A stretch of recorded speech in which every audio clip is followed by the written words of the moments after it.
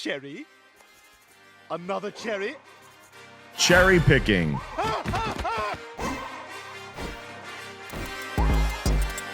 Ladies and gentlemen, welcome to a new, fresh, ripe episode of Real Business Roundtable. Today, we're talking about the dangers in cherry picking.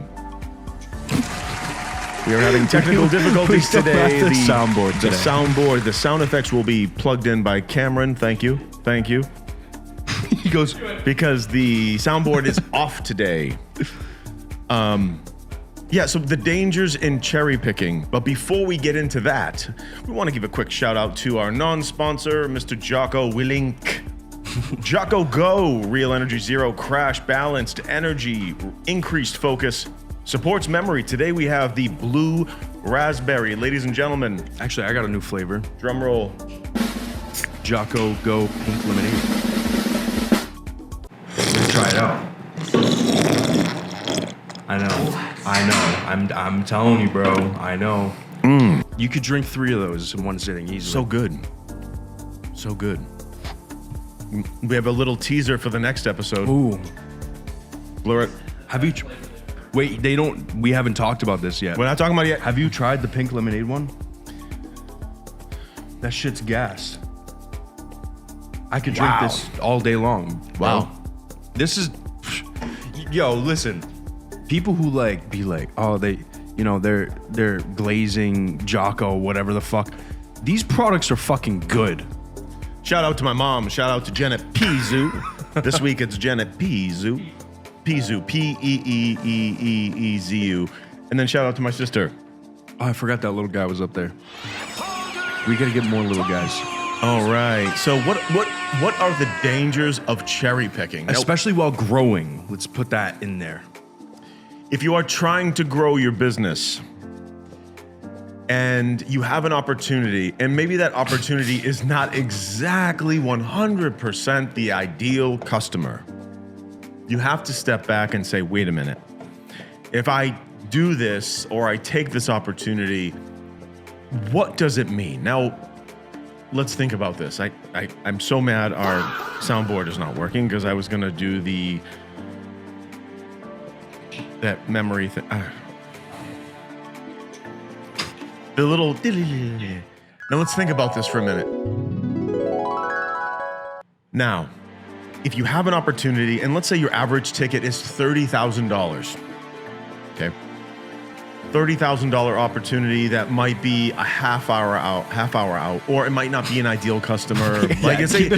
Say you work in a specific industry. Say your industry serves laundromats, hypothetical. And let's say this is a dry cleaner. Well, no, I only work with laundromats. But your service would work with a dry cleaner. If you cherry pick that opportunity, you have to remember, you have to weigh and balance. It's an opportunity that could bring in revenue. You're trying to grow your revenue, but at the same time, you're cherry picking. So that can become a very dangerous situation where you're like, no, I only want to work with it. Like even with ad agencies, they're like, oh, they have to do at least $10 million a year. What about the person that does 5? Doesn't. The person that's doing 5 is gung-ho about investing in their business. Some people are so stuck in their buyer model, their customer profile, that they won't go after that opportunity. The problem is so like whenever I deal with this, I've dealt with this with NavGen. If someone, I'm just gonna throw it out there. If someone came to me and said, I really like your process, but I do this. Can we do this? And I say, listen, let me elevate this. Let me talk it through with my partners. Let me figure it out because I'd love your business. At the end of the day, saying no to business while you're growing is like, it's insane. Why? And if it's like an ego, not if it's like an ego, if it's like a stay true to what your product is, I get that. But at the same time, like that's an opportunity that could get you a good review. Bring in some cash to invest in ads to bring people that you'd prefer in, right? Just like you were saying, the guy who's doing 5 million, oh, if you're not doing 10 million a year, I don't want to work with you. But there's a guy who does 5 to 6 million and he's very gung-ho about spending a lot of money, and he might even spend more than the guy who's doing 10 million because he wants to grow. So it's like you just got to be really careful, especially when growing. Listen, if you're a big company and you've got your process down, your mediums, whatever, and you understand your customer, totally fine. I've talked to other growth agencies, and they were like, our minimum, no bullshit, they said their minimum was 10 million in annual revenue. So this means that they will not work with a company that does anything less than 10 million. But the issue with that is a lot of those companies that do north of 10 million, their desire typically is they're at the comfortable stage. We're talking small business here. I'm not talking about Fortune 500. I'm not talking about people like big public companies. I'm talking about small business. So yeah, SMB sector. If someone does 10 million, yes, that will fit your profile. But again, like Jake said, what about the person who's a little bit smaller, that has the motivation, that has the budget, and they want to grow? There are super small opportunities that could grow into bigger opportunities. Or if something isn't exactly what I want to work with, I'll screen them over the phone. I'll talk to them over the phone and get a temperature. Like, ooh, this one sounds good. I've driven to upstate New York for one opportunity because the person was on the phone like, hey, I want to grow my business. This is what we do. We're ready to make a move. Upstate New York, by the way, is like 4 hours away. Yeah, like me and Jay drove upstate New York, shook hands. What made that meeting a little extra, we still laugh about it to this day, is the owner's dad, who I think founded the company, was sitting there in the meeting.